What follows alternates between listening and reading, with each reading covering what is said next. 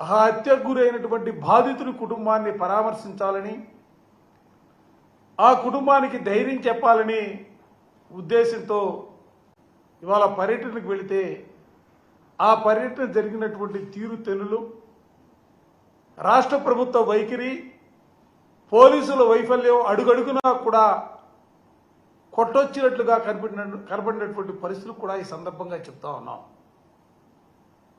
హెలికాప్టర్లో జగన్మోహన్ రెడ్డి గారు ఆ ప్రాంతానికి వెళితే హెలికాప్టర్ దగ్గర హెలిప్యాడ్లో అక్కడ ఉన్నటువంటి హెలికాప్టర్ విండ్ షీల్డ్ పగిలిపోయే పరిస్థితులు వచ్చాయంటే పోలీసులు ఏ విధంగా భద్రత కల్పించారన్న అంశాన్ని దయచేసి ప్రజాస్వామ్యవాదులందరూ కూడా గమనించాలని చెప్పిన ఈ సందర్భంగా కోరుతా ఉన్నా. ఇదేదో హడావుడిగా నిర్ణయించుకొని వెళ్ళినటువంటి ప్రోగ్రాం కాదు. 2 రోజుల ముందే అన్ని విభాగాలకు సంబంధించి డిపార్ట్మెంట్ అధికారులందరూ కూడా సమాచారం ఇచ్చి పర్మిషన్ తీసుకొని ఆ ప్రాంతానికి ఈ రోజున జగన్మోహన్ రెడ్డి గారు వెళ్తే హెలిప్యాడ్లో పోలీసులు ఏ విధంగా భద్రత కల్పించారు, ఏ విధంగా హెలికాప్టర్ విండ్ షీల్డ్ పగిలిందన్న అంశాలని పరిగణనలో తీసుకుంటే అసలు ఈ ప్రభుత్వం ఏ దిశగా పరిపాలన చేస్తుందని సూటిగా అడగదలుచుకున్నా. మీ అందరికీ తెలిసే జగన్మోహన్ రెడ్డి గారు ఈ రాష్ట్రంలో మాజీ ముఖ్యమంత్రిగా పనిచేసినటువంటి వ్యక్తి, వైఎస్ఆర్ కాంగ్రెస్ పార్టీ అధ్యక్షులుగా ఉన్నటువంటి వ్యక్తి, 40% ఓటు షేర్ కలిగినటువంటి జగన్మోహన్ రెడ్డి గారు, అన్నిటికంటే కూడా దేశంలోనే అత్యంత ప్రజాదరణ కలిగినటువంటి నేతల్లో ఒకరుగా ఉన్నటువంటి జగన్మోహన్ రెడ్డి గారు పర్యటనకు వెళుతున్నప్పుడు ఏ విధమైనటువంటి భద్రత తీసుకోవాలో కనీస అవగాహన కూడా ప్రభుత్వానికి లేకపోవటం ఓ పక్క ఉంటే, మరో పక్క దీనిలో ప్రభుత్వానికి ముఖ్యంగా కూటమి నేతలకు ఉన్నటువంటి దురుద్దేశాలు కూడా ఆలోచన చేయవలసినటువంటి పరిస్థితులు కూడా ఇవాళ రాష్ట్ర ప్రజానికానికి ముఖ్యంగా మా అందరూ కూడా ఉన్నటువంటి పరిస్థితులకు ఈరోజు మాకు కనిపిస్తూ ఉన్నాయి.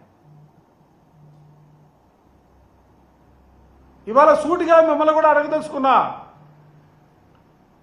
ఒక మాజీ ముఖ్యమంత్రిగా పనిచేస్తున్నటువంటి వ్యక్తికి సంబంధించి జగన్మోహన్ రెడ్డి గారు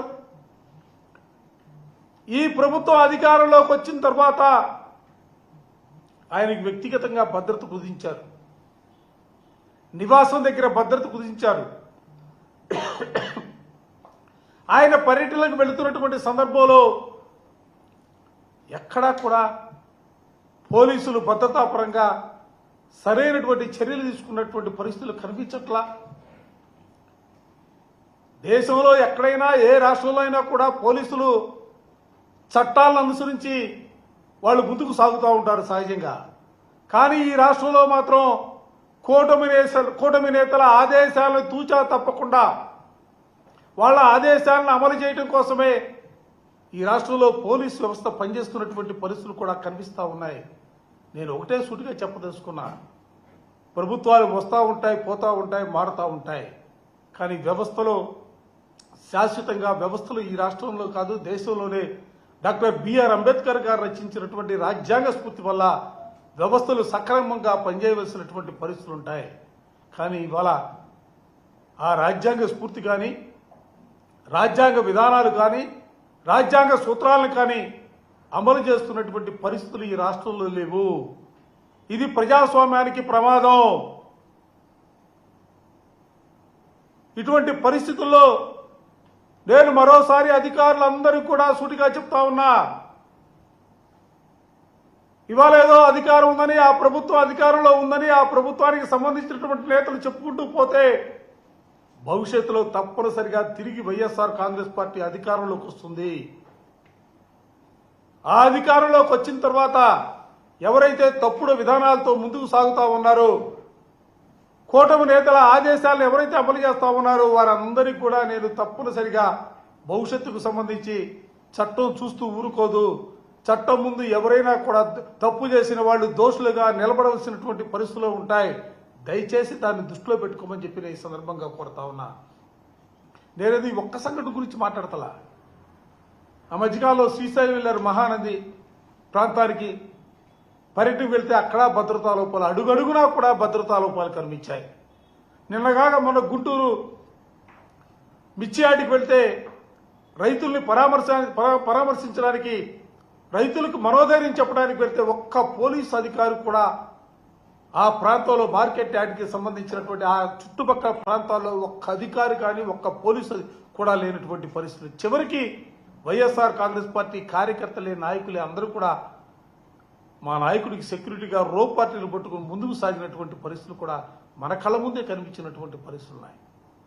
నేను వాళ్ళు అందుకే, ఎందుకంటే ఇంతకుముందు రాష్ట్రంలో ముఖ్యంగా తెలుగుదేశం ప్రభుత్వం, కూటమి నేతల దురాలోచనల్ని, వాళ్ళ దుష్ట పన్నాగాల్ని తెలియజెప్పే రీతిలో కేంద్ర ప్రభుత్వానికి కూడా జగన్మోహన్ రెడ్డి గారికి ప్రత్యేకమైనటువంటి భద్రత కల్పించాలని చెప్పి మెమోరాలు మా ఎంపీలందరికీ కూడా కలిసి వెళ్లి సంబంధిత మంత్రులకి, పెద్దల్ని కలిసి ఇక్కడ రాష్ట్రంలో జరుగుతున్నటువంటి అప్రజాస్వామిక విధానాలపైన, ముఖ్యంగా జగన్మోహన్ రెడ్డి గారి భద్రతకు సంబంధించినటువంటి అంశాలపైన మెమోరాలు కూడా ఇవ్వడం జరిగింది.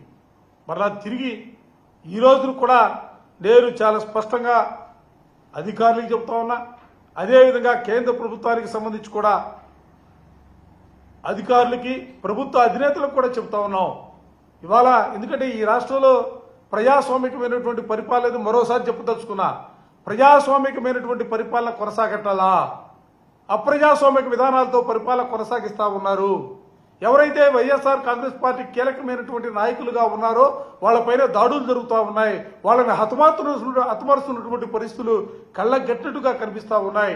ఇటువంటి పరిస్థితుల్లో ఇవాళ మా నాయకుడు కుటుంబాల్ని ధైర్యం చెప్పడానికి వస్తూ ఉన్నారు, మనోధైర్యం కల్పించడానికి వస్తూ ఉన్నారు. ఇటువంటి పరిస్థితుల్లో ఇటువంటి సంఘటనలు, భద్రతాపరంగా వైఫల్యాలు ప్రభుత్వం చెందుతున్నటువంటి పరిస్థితుల్లో తప్పనిసరిగా కేంద్ర ప్రభుత్వం కూడా జోక్యం చేసుకోవాలని చెప్పి ఈ సందర్భంగా వైఎస్ఆర్ కాంగ్రెస్ పార్టీ పక్షాన డిమాండ్ చేస్తా ఉన్నాం. అదేవిధంగా ఈరోజు ఎందుకంటే విండ్ షీల్డ్ డ్యామేజ్ అయినటువంటి సంఘటనకు సంబంధించి కూడా మాకు అనుమానాలు కలుగుతూ ఉన్నాయి. ఎందుకంటే మా పార్టీ నేతల ముసుగులోనూ లేదా కార్యకర్తల ముసుగులోనూ ఆయా రాజకీయ పార్టీలకు సంబంధించినటువంటి దుండగులు లేదా వాళ్ళకి సంబంధించినటువంటి నాయకులు ఒక పథకం ప్రకారం కూడా రావడానికి అవకాశాలు ఉన్నాయి. భద్రతకు సంబంధించి నేను ప్రత్యేకంగా చెప్తున్నాను. ఎందుకంటే ఎందుకు పదే పదే ఎందుకు చెప్తున్నానంటే గతంలో కూడా 2 సార్లు